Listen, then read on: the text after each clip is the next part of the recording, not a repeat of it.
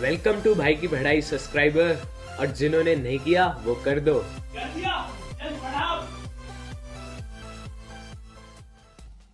यारो आज की मूवी का नाम है लाइफ प्रोसेसेस। देखो, लाइफ का सिंपल प्रोसेस है, पैदा हो, स्कूल जाओ, जॉब करो, फिर शादी, फिर बच्चे, फिर उनका स्कूल, फिर उनकी शादी, और उसके बाद चुपचाप बैठ के रोज बोलना, उठा ले रे बाबा उठा ले।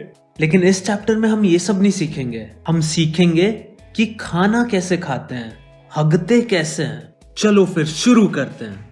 वैसे हमें ये सब पहले से ही पता है, क्योंकि हर क्लास टेस्ट में हम हग के ही तो आते हैं। पर क्लास टेस्ट के लिए कौन ही पढ़ता है, सब बोर्ड्स पर फोकस रखते हैं।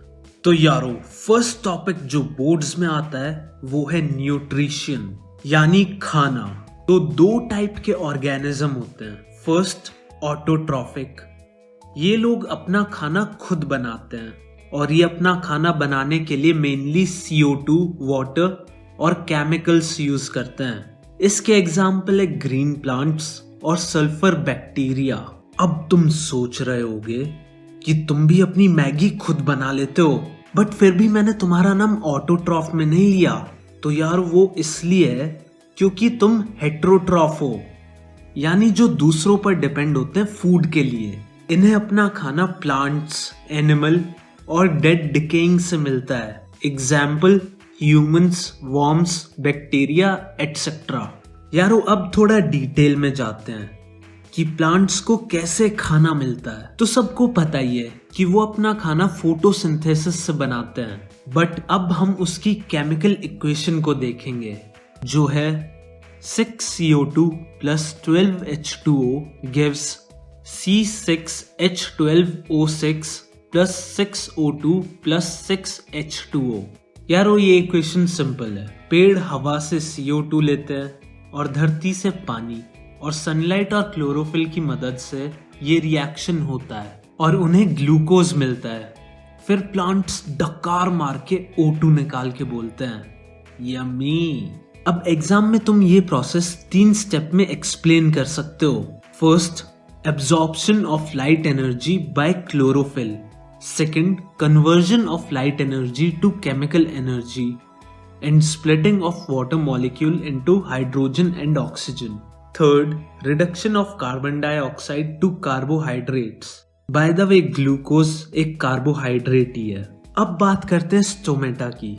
ये छोटे छोटे पोर्स होते हैं जो पत्तियों पर प्रेजेंट होते हैं। प्लांट्स इन्हीं के थ्रू सांस लेते हैं और CO2, O2 को अंदर बाहर करते हैं। यही नहीं, वाटर वेपर्स भी यहीं से जाती हैं, जिसे ट्रांसपिरेशन बोलते हैं। याद है ना? चलो अब ये देखो, एक बार स्टोमेटा दिखता कैसा है। ये जो गार्ड सेल है, ये स्टोमेटल पोर को ओपन और क्लोज करते रहते हैं। भाई वैसे गार्ड से मुझे याद आया, नहीं यार, इस किस्से में तो मेरी बेइज्जती होती है। छोड़ो, मुझे कुछ याद नहीं आया। चैप्टर को कंटिन्यू करते हैं। भाई ये क्या बात हुई? भाइयों में क्या इज्जत, क्या बेइज्जती। आपके छोटे भाई जैसे ही तो हम। ये भी बात सही है। चलो तो सुनो फिर। एक बार क्या हुआ, एक दुकान पर गार्ड था। मैं दुकान से बाहर जा रहा था शॉपिंग करके। मुझे लगा वो दरवाजा खोलेगा, लेकिन उस गुचड़गू ने खोला ही नहीं, खुद खोलना पड़ा मुझे। और फिर 20 सेकंड बाद ही एक लड़की आई, तो उसने वही दरवाजा इतना खोल दिया जैसे वही इंग्लैंड की क्वीन हो। मैं देख रहा हूँ आजकल सब हराम होते जा रहे हैं। चलो आओ अब देखते हैं कि अमीबा खाना खाने के लिए क्या क्या काम करता है। यारो, अमीबा की अजीब सी शेप होती है, फिक्स टाइप नहीं होती, और उसके बीचों बीच होता है न्यूक्लियस। जैसे ही अमीबा को भनक लगती है कि उसके आसपास कोई खाने का पार्टिकल है, वो तभी उसके पास जाकर उसे हग कर लेता है, और वो उसे इतना टाइट हग करता है कि वो फूड पार्टिकल अमीबा के अंदर ही घुस जाता है, और अमीबा फिर उसे खा जाता है। यम यम। यारो, दूसरों की बात बहुत कर ली, अब बात करते हैं अपनी, यानी ह्यूमंस की।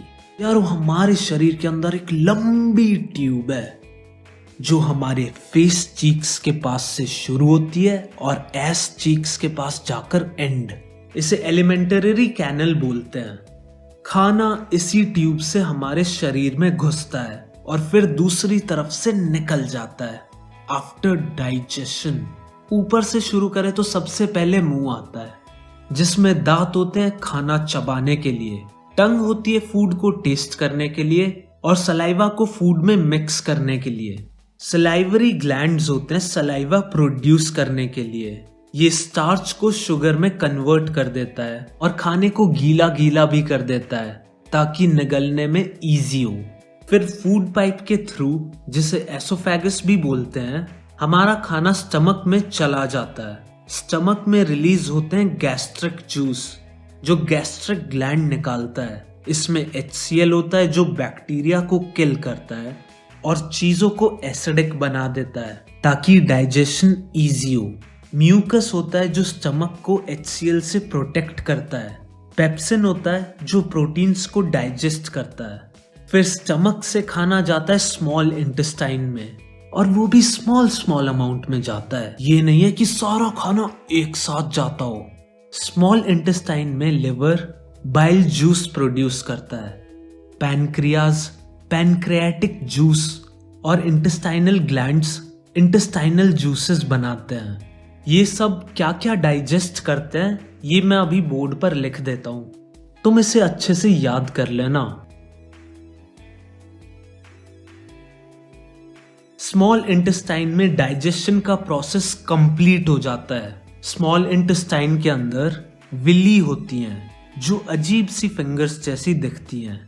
ये सारे न्यूट्रिएंट्स को एब्जॉर्ब करके हमारे ब्लड में सप्लाई कर देती हैं ताकि वो न्यूट्रिएंट्स हमारे बॉडी के कोने कोने तक पहुंच जाएं और तुम ताकतवर बन जाओ।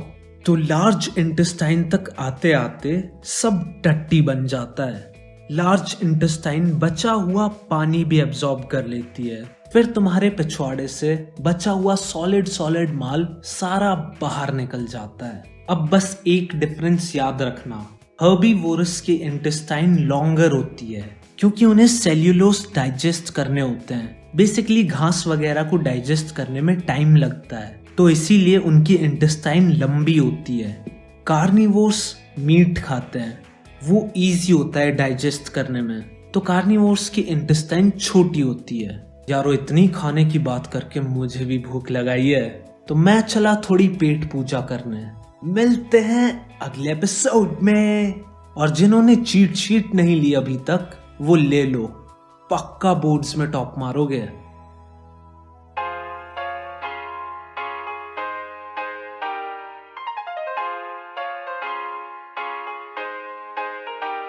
BKB